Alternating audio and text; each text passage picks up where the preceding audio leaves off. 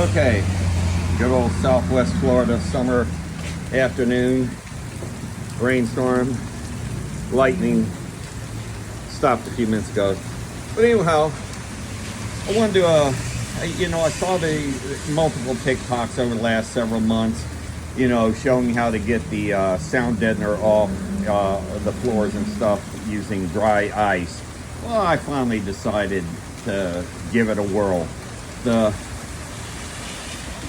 Mustang is leaving next Saturday for paint and body work. I stuck the front back bumper and the spoiler on just as an easier way to transport the car when we drive it. It's about an hour north of here. Side skirts are in the house, so we'll just load everything up. So we got the Cervini Stalker, got their hood already, the Cobra side skirts and rear bumper, and the Celine wing. But anyhow, getting back to the dry ice thing, I'm going to have to bust it and say it's a myth. It does not work at all using dry ice unless it's a certain age vehicle, which that's only I'm guessing.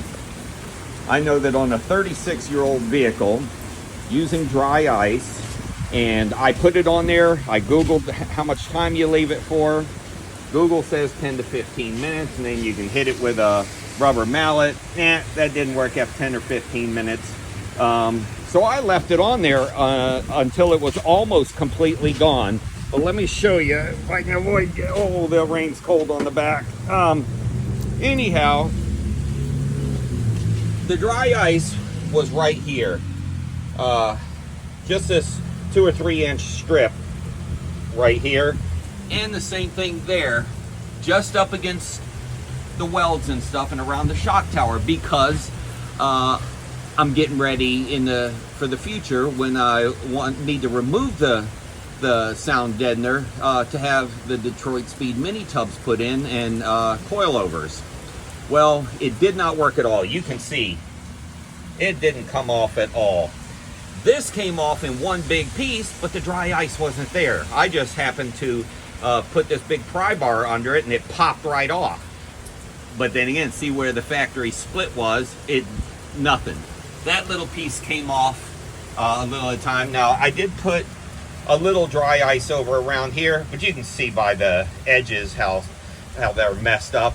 I had to chip at it. So, dry ice, bad, unless it's a much younger car or something like that. So, doesn't work. But anyhow, you can see I got rid of the GT tail lights and went to the LX tail lights. Don't like the cheese grater look. Went to the Cobra bumper so that I can have the exhaust hanging out the back. It's not on all the way. It's, like I said, it's just there for transport purposes to drive it up north of here next week.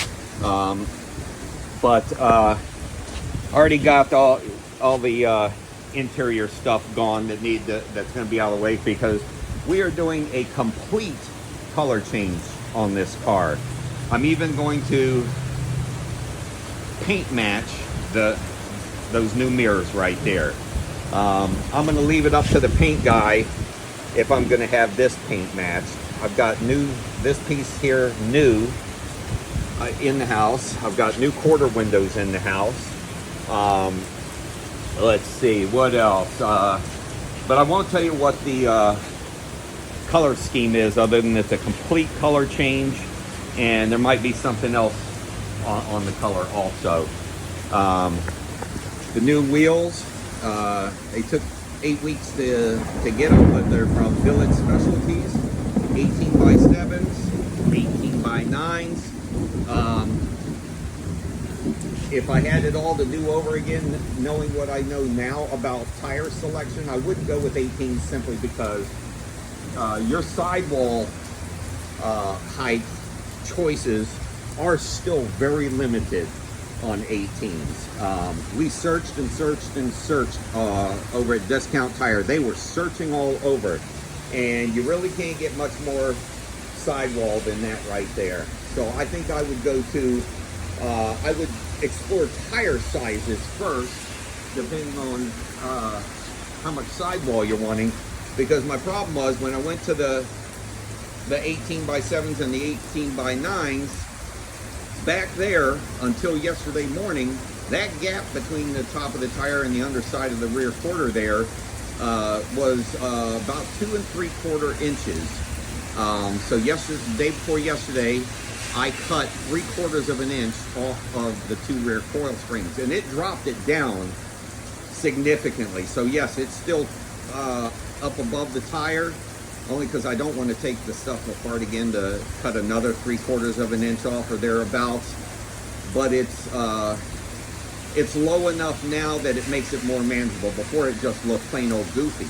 But what I wasn't expecting was this gap up here was 2.5 inches. I haven't touched those springs. When I cut those, this is what you get. Look, it shocked me. So while it's still a little bit taller, maybe, you know, I'm thinking if I take another 3/4 of an inch lower on the front end, it would look a whole lot better. But since I'm eventually going to coilovers and mini tubs, I'm going to hold off, because those rims are going to end up, those wheels are going to end up having to be replaced when I go to like an 11-inch wheel or 12, depending on how the tubs are put in. And I'm going to go to something narrower than a 7-inch wheel up front. So we'll wait until that day comes before I do any height adjustment, and that way I'll just do the height adjustment on the coilovers rather than cutting things. But like I said, the car leaves next Saturday for paint and body. Probably going to have it at least a couple weeks, but when the paint and body is done, I will post it, and